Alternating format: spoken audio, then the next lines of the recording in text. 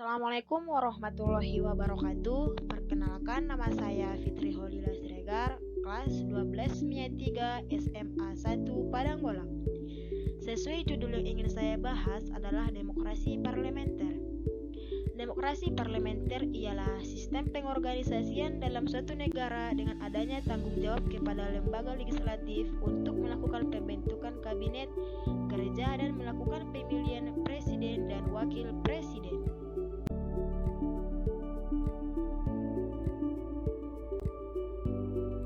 Kehidupan politik Indonesia pada masa demokrasi parlementer.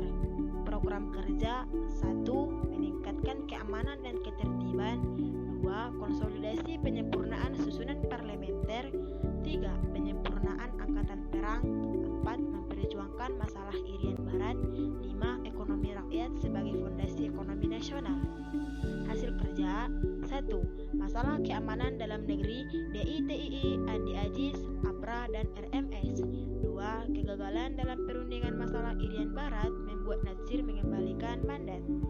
Kegagalan: 1. Politik luar negeri bebas aktif. 2. Indonesia masuk anggota PBB. 3. Perundingan dengan Belanda masalah Irian Barat.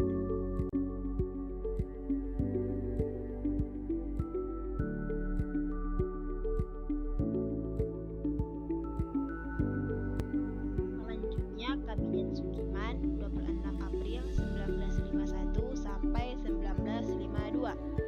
Adapun program kerja dari Kabinet Sukiman adalah: A. Tindakan tegas untuk menjaga keamanan dan ketertiban.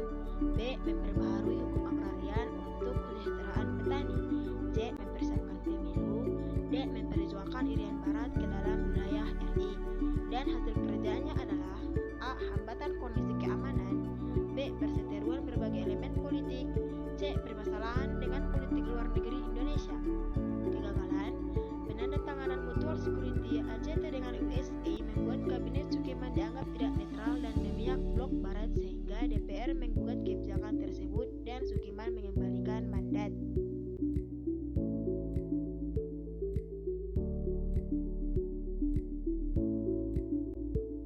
Kabinet Wilopo 19 Maret 1952 sampai 2 Juni 1953. Apa saja program kerja Kabinet Wilopo? Program kerja Kabinet Wilopo adalah mempersiapkan dan melaksanakan pemilu, mengupayakan pengembalian Irian Barat untuk kembali menjadi bagian dari wilayah Indonesia, meningkatkan keamanan dan pengajaran, serta melaksanakan politik luar negeri bebas aktif. Kabinet Wilopo jatuh karena dianggap bersalah terhadap penyelesaian persoalan tanah perkebunan di Sumatera Utara. Peristiwa Tanjung Morawa milik modal asing. Peristiwa di Tanjung Morawa ini terjadi karena pemerintah telah menyerahkan kembali tanah Delhi Planters Vereniging atau DVV yang sudah lama ditinggalkan oleh pemiliknya.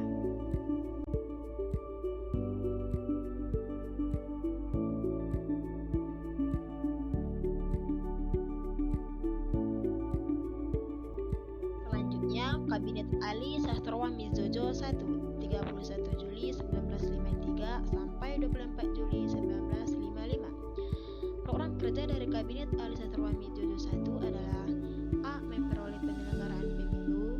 B. Mengatasi gangguan keamanan. C. Melaksanakan politik luar negeri bebas aktif. D. Penyelesaian pertikaian politik. Dan E. Pembebasan Irian Barat.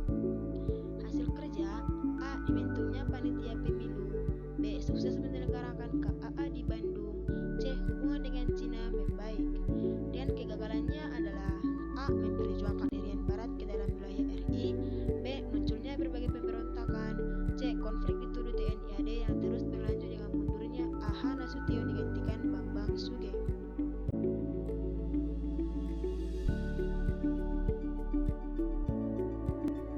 Kabinet Burhanuddin Harahap Agustus 1955 sampai 3 Maret 1956. Kabinet Burhanuddin Harahap merupakan kabinet koalisi yang terdiri dari beberapa partai dan hampir merupakan kabinet nasional.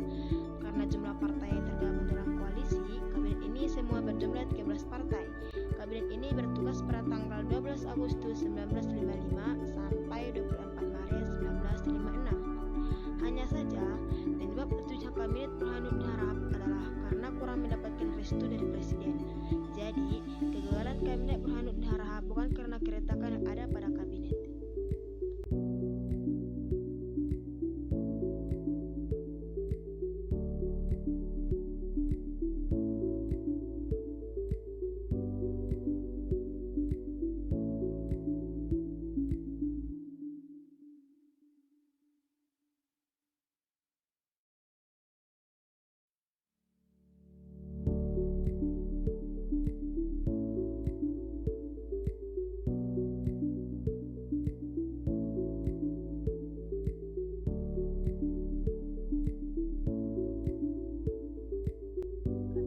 Ali Sastroamizozo II, 24 Maret 1956 sampai 14 Maret 1957. Program kerjanya adalah pembatalan KMB, perjuangan mengembalikan Irian Barat ke pangkuan RI, pemulihan keamanan dan ketertiban, pembangunan ekonomi, keuangan, industri, perhubungan, pendidikan, serta pertanian, melaksanakan keputusan Konferensi Asia Afrika atau KAA. Keberhasilan yang dicapai dalam Kabinet Ali Sastroamizozo II yaitu mendapatkan dukungan penuh dari Presiden dan dianggap sebagai titik tolak dari periode Planning and Investment yang hasilnya adalah pembatalan seluruh perjanjian KMB.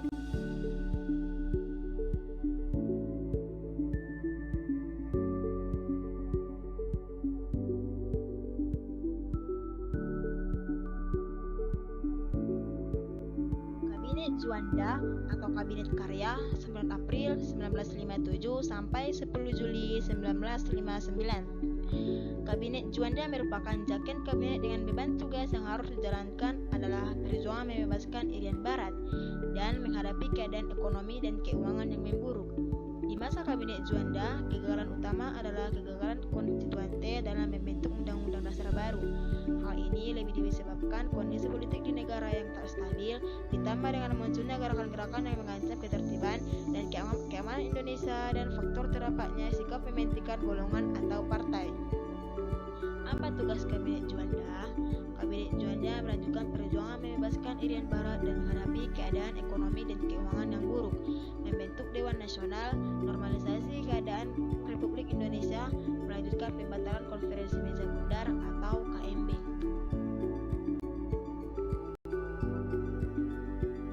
Kegagalan konstituante menyusun Undang-Undang Dasar baru.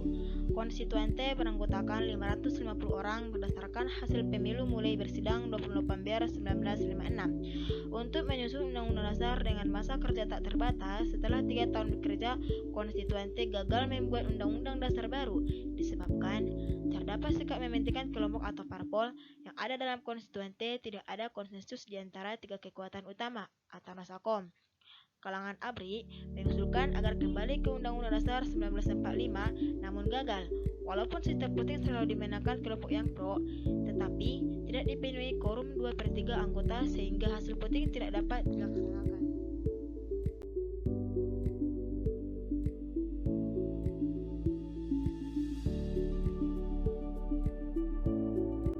Kehidupan ekonomi pada masa demokrasi parlementer.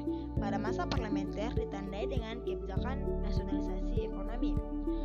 Gunting Sarifuddin, Menkeu Sarifuddin Prawinegara memotong uang dengan memperlakukan setengahnya untuk mata uang yang bernilai Rp2,50.000 ke atas.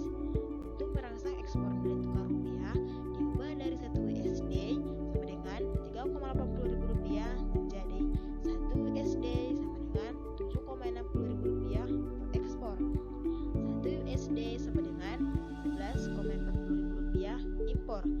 Korea boom, yaitu terjadinya peningkatan nilai ekspor hingga 243% akibat adanya Perang Korea. Pada masa Kabinet Cukiemen dilakukan nasionalisasi Dispas Bank menjadi Bank Indonesia untuk diperkuat dengan Undang-Undang Nomor 19 per 1953.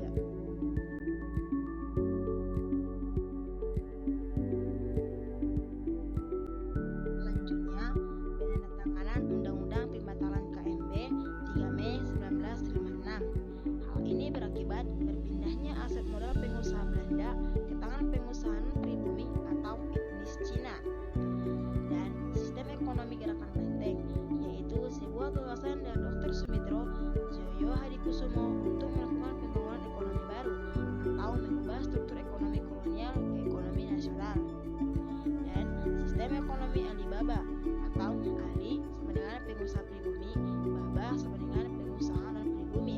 Untuk dapat memajukan ekonomi pengusaha pribumi harus bekerja sama dengan pengusaha non-pribumi. Dan selanjutnya adalah Kongres Nasional Importir Indonesia pada 19 Maret 1956 mengeluarkan kebijakan gerakan ASAT. Gerakan untuk mendorong pemerintah melindungi pengusaha pribumi agar berdaya saing terhadap pengusaha non-pribumi. Sebagai gangguan keamanan, gerakan DITI pendiri SN Kartosuwirjo mendirikan negara Islam Indonesia dengan kekuatan senjata, atau maka dibentuk Tentara Islam Indonesia. DITII berasal di Jawa Barat dan meluas sampai Jawa Tengah, Aceh, Sulawesi Selatan, dan Kalimantan Selatan.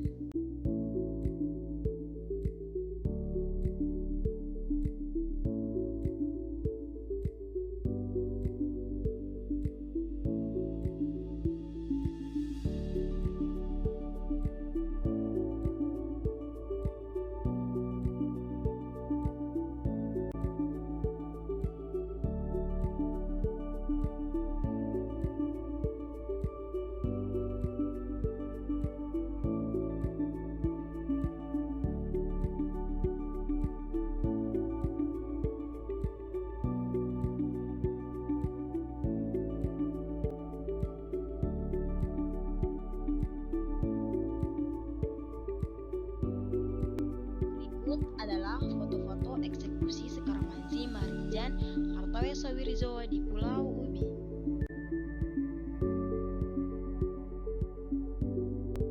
Dua, DITII Jawa Tengah, pemimpin Amir Fattah dan Kiai Sumulango.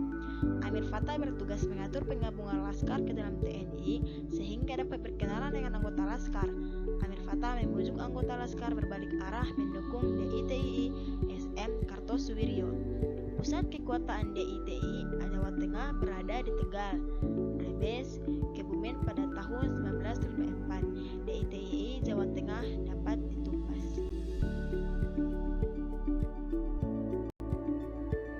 Selanjutnya, DITII Sulawesi Selatan, pemimpin Kahar Mujakar. Latar belakang, keinginan Kahar Mujakar agar seluruh anggota Komando Gerilya Sulawesi Selatan yang dibentuknya dimasukkan ke dalam TNI.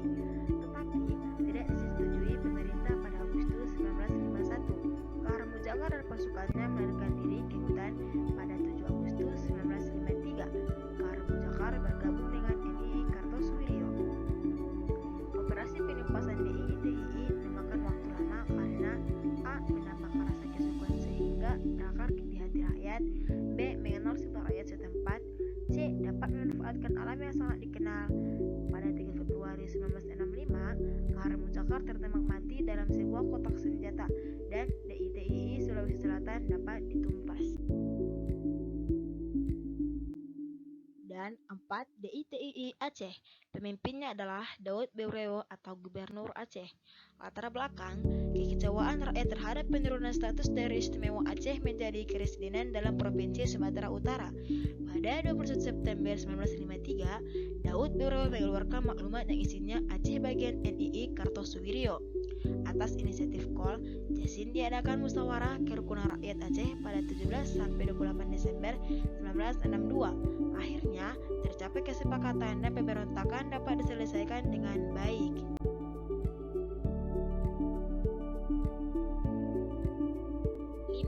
DITII Kalimantan Selatan, pemimpinnya adalah Ibnu Hajar. Kesatuan Rakyat yang tertindas KRI melakukan penyerangan ke pos-pos TNI. Ibnu Hajar sempat menyerahkan diri, namun setelah merasa kuat kembali, membuat kekecewaan dengan bantuan Kahar Mujakar dan Kartosuwiryo. Pada tahun 1954, Ibnu Hajar diangkat menjadi Panglima TNI wilayah Kalimantan. TNI menggunakan operasi militer untuk menumpas gerakan tersebut. Pada tahun 1959, Ibnu Hajar berhasil ditangkap dan dijatuhi hukuman mati.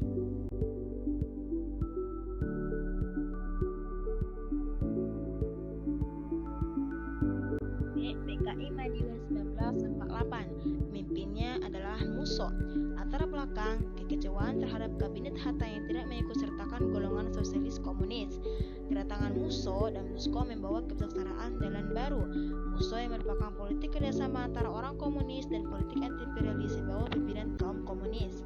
Musso menentang kabinet Hatta yang dianggapnya telah menjual bangsa Indonesia kepada pihak imperialis atau kapitalis Belanda. Amir Syarifuddin membentuk Front Demokrasi Rakyat FDR.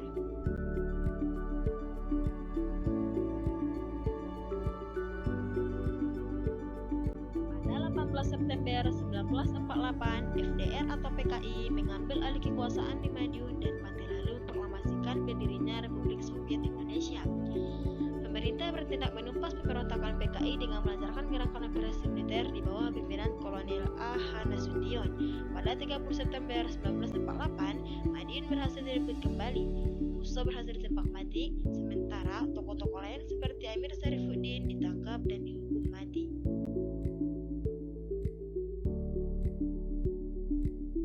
C. Angkatan Perang Ratu Adil atau APRA. Pemimpin Kapten Raymond Westerling. Tujuan mempertahankan kepentingan Belanda melalui negara boneka ciptaannya dalam sistem negara federal. Pada 23 Januari 1950, pasukan APRA menyerbu kota Bandung dan menduduki kantor staf divisi Siliwangi. Langkah yang diambil pemerintah RIS adalah A. Mengirim bantuan pasukan ke Bandung, B. Mengadakan perundingan dengan Komisaris Tinggi Belanda di Jakarta. Hasilnya, komandan pasukan Belanda mendesak Westerling meninggalkan Bandung. Pada sore hari itu juga, pasukan APRA berhasil dilumpuhkan. Westerling sendiri berhasil melarikan diri. Peristiwa APRA menjadi salah satu sebab bubarkannya negara Pasundan. D. Pemberontakan Andi Ajis. Pemimpinnya adalah Kapten Andi Ajis atau mantan KNDL. Latar belakang, suasana panas kota Makassar akibat demonstrasi pro atau kontra anti negara federal dan isu ditempatkannya pasukan dari Jawa di Jawa. Pimpinan HP orang akan mendesak Andi Ajis dan pasukannya. Pada tanggal 5 April 1950, pasukan Andi Ajis ini menyerang dan menduduki kota Makassar. Setelah itu, Andi Ajis mengeluarkan ultimatum, yaitu 1. Negara Indonesia Timur harus tetap dipertahankan agar tetap berdiri menjadi bagian dari RIS. 2. Tanggung jawab keselamatan daerah NIT agar diserahkan kepada pasukan KNDL yang telah masuk menjadi anggota APRIS. TNI yang bukan berasal dari KNDL tidak perlu turut campur. Dan terakhir adalah Presiden Soekarno dan Perdana Menteri Hatta supaya tidak menginginkan NIT dibubarkan dan bersatu dengan Republik Indonesia.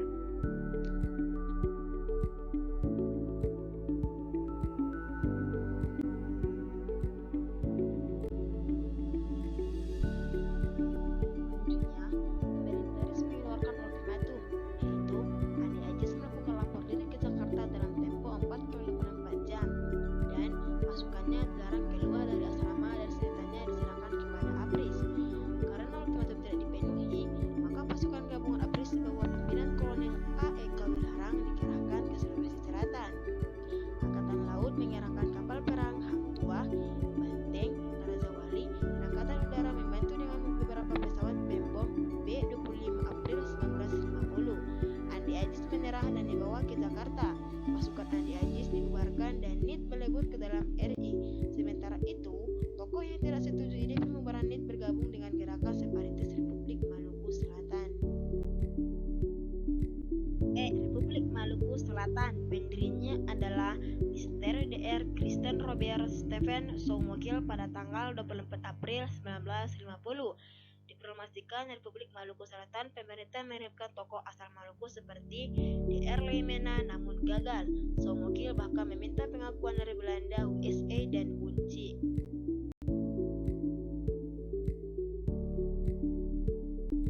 Pemerintah RIS mengirim operasi militer di bawah pimpinan Kolonel A.E. Kawilarang. Pada 3 November 1950, pasukan APRIS mendarat di Ambon untuk merebut benteng New Victoria. Letnan Kolonel Slamet Riyadi gugur dalam pertempuran tersebut. Akhirnya, kota Ambon dapat dikuasai dan perlawanan RMS dapat dilumpuhkan. Sisa gerakan RMS melarikan diri ke negeri Belanda.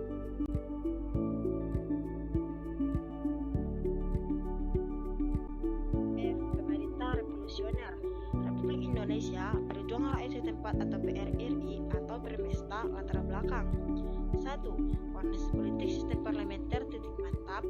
2. Kabinet tidak bertahan lama atau jatuh sebelum melaksanakan program-programnya. 3. Jabatan penting dan strategis diduduki oleh banyak orang yang tidak berkompeten atau ditentukan oleh hubungan primordial dan kepartaian. Dan 4. Reuni Dewan Banteng menyepakati bahwa proses pembangunan potensi dan kekayaan daerah akan digali semaksimal mungkin berdasarkan otonomi daerah yang seluas-luasnya.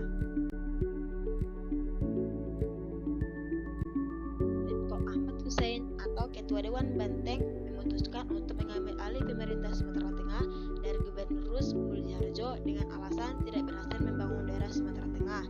Di Sumatera Selatan, bentuk Dewan Garuda yang menuntut otonomi seluas-luasnya. Dipertahankannya Dewi Tunggal Soekarno-Hatta meminta kepala daerah Sumatera Selatan, Windarno dan Mojo untuk menyerahkan kekuasaannya. Di Indonesia, Tim Wahid Kol Sumal mempromosikan Permesta yang meliputi Sulawesi, Nusa Tenggara, dan Maluku. Letkol Sumal menyatakan Indonesia bagian timur dalam bahaya sehingga pemerintah diambil alih oleh militer. Untuk meredakan pergolakan di daerah diadakan Munas dan Munap yang bertujuan membahas usaha pembangunan sesuai kondisi daerah. Pada 30 November 1957, terjadi usaha pembunuhan terhadap Presiden Soekarno di Cikini. Pada 10 Februari 1958, Ketua Dewan Banteng mengeluarkan ultimatum agar Kabinet Juanda mundur dalam waktu jangka 5x24 jam. Pemerintah bertindak tegas dengan memecat tidak hormat Ahmad Hussein dan tokoh pemimpin Dewan Banteng lainnya, perwira TNI AD, KSAD, AH Nasution membekukan Kodam Sumatera Tengah dan menempatkannya langsung di bawah KSAD. Pada 12 Februari, Ahmad Hussein mempromosikan berdirinya PRRI dengan Sarifuddin Prawira Negara sebagai PM. Pada 17 Februari 1958, proklamasi PRRI mendapat dukungan dari Kolonel D. Pada 17 Februari 1958, proklamasi PRRI mendapat dukungan dari Kolonel D. J. Somba. Pemerintah pusat bertindak tegas dengan melakukan operasi militer gabungan Sabta Marga di bawah pimpinan Jenderal Ahmad Yani. Pada 14 Mei 1958, pusat pertahanan pemberontak di Bukit Tinggi berhasil dihancurkan. Pemerintah juga bertindak tegas terhadap gerakan Permesta dengan memecat Kolonel Somba. Pemberontakan PRRI atau Permesta dapat dilumpuhkan pada bulan Agustus 1958. Penyelesaian PRRI atau Permesta juga dilakukan melalui jalur perundingan dengan pimpinan pemberontak. Pemerintah memberikan amnesti dan abolisi kepada para anggota gerakan PRRI atau Permesta yang kembali pada pemerintah.